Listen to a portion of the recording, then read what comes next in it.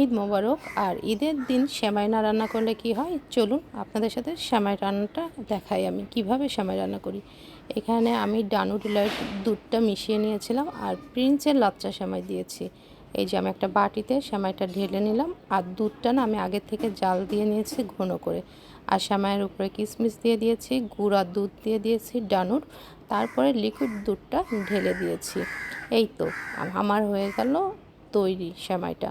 আর এই যে এখানে একটু সুজি রান্না করব, তো সুজিতে একটু ঘি দিয়ে সুজিটা ভালো করে ভেজে নিয়েছি, তারপরে দিয়ে দিলাম চিনি। আর এই যে আমার আশেপাশে কাক ডাকতেছে, পাখি ডাকতেছে। এই যে সুজি ভাজা হয়ে গেছে, সুজির মধ্যে কিন্তু পানি দিয়ে দিচ্ছি, অল্প পরিমাণের পানি। আর দিয়ে দিব একটু ডানু গুঁড়া দুধ। এই দুধটা দিলে না টেস্টটা এত দারুণ আসবে। আমি তো পুরা রোজার মাসে এবার ডানু দুধটা ইউজ করেছি। আর এই ডানুর দুধের টেক্সচারটাও কিন্তু অনেক সুন্দর। লাস্টে একটু ঘি দিয়ে দিলাম। আর আমি কিন্তু এখানে সুজির বরফি বানাবো, প্লেটে ঢেলে নিলাম। প্লেটে কিন্তু আমি একটু ঘি মাখিয়ে রেখেছিলাম, দেখুন গরম ছিল, আস্তে আস্তে আস্তে আমি এটাকে সেট করেছি। আর কাটার পরে লুকটা দেখুন।